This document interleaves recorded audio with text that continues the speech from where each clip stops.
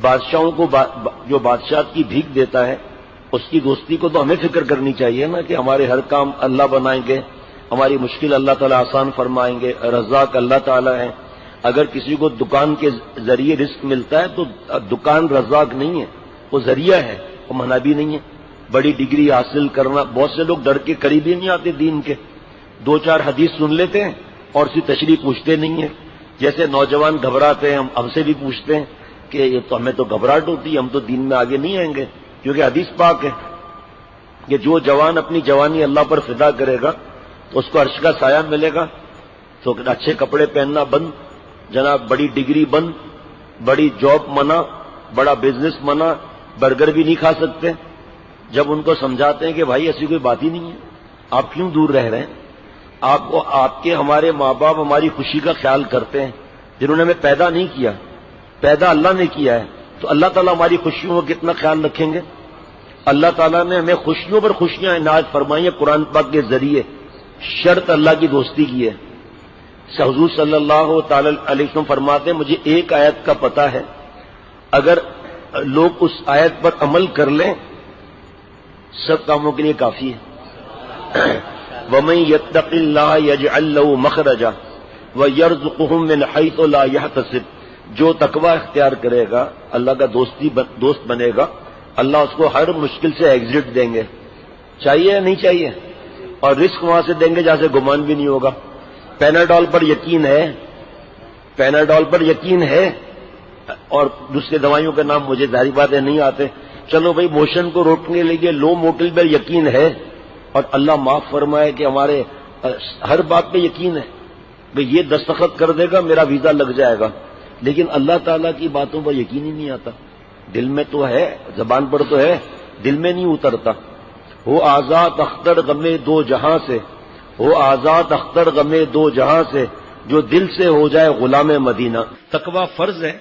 رات کو حافظ ڈاکٹر شفقت اور ہم بھائی بیٹھے ہوئے تھے، الحمدللہ دین کی بات ہوتی ہے، میں بھتیجوں کو اور بیٹوں کو سمجھا رہا تھا کہ آپ جتنا زور لگا لو کاروبار میں، لیکن آسمان کا اعلان ہے وَمَن يَتَّقِ اللَّهَ يَجْعَل لَّهُ مَخْرَجًا، ہر مشکلات سے ایگزٹ اللہ عطا فرمائیں گے۔ کس کو؟ جو گناہ نہیں کرتا، گناہ ہو جائے توبہ کر لیتا ہے۔ یہ دیکھیں آپ ذرا تصور کریں، گارنٹی ہے، یہ گارنٹی 100% کامیاب ہے یہ بزنس۔ وَمَن يَتَّقِ اللَّهَ يَجْعَل لَّهُ مِنْ أَمْرِهِ يُسْرًا، اللہ اس کے کام آسان بنائیں گے تقوی والوں کے۔ سامنے بیٹھے ہیں سید صاحب، کتابیں رکھی ہوئی ہیں، تقریباً 150 200 250 تک کی کتاب مفت میں، اور پردہ عورت کی عفت کا ضامن، اتنی بڑی کتاب خوبصورت چھپی ہوئی، دکھانا ذرا، اتنی خوبصورت کتاب چھپی ہوئی مفت میں، بہت حدیث پاک کی کتاب ہے، بہت خرچہ آیا اس کتاب پر۔ رسول اللہ صلی اللہ تعالی علیہ وسلم کی نظر میں دنیا کی حقیقت، کتنے گھروں میں، دفتروں میں، مساجد میں اس کی تعلیم ہوتی ہے اللہ تعالیٰ کی رحمت سے۔ وہ ان کو کہتے ہیں آپ اس کو پڑھو بھائی، آپ دیکھیں اتنی کتاب ہے مفت، ایک شخص ایسا نہیں آتا جس کو ہم نے یہ کتاب نہ دی ہو اللہ کے کرم سے۔ بھائی اس کو شروع کر دو۔ تعویذوں کا حل اس کے اندر ہے، تعویذ کا حل قرآن پاک میں ہے۔ تعویذ سب سے بڑا تعویذ، آپ فوراً کہیں گے ہاں سب سے بڑا تعویذ تقوی ہے۔ 2 انعام مل گئے، تیسرا انعام وَيَرْزُقُهُ مِنْ حَيْثُ لَا يَحْتَسِبُ۔ دیکھیے ماشاءاللہ کہیے، نظر نہ لگے، یہ دیکھیں، یہ اب اس کی پرنٹنگ دیکھیے آپ، روزانہ کئی گھروں میں ایک حدیث پاک روزانہ، کئی جگہ پر۔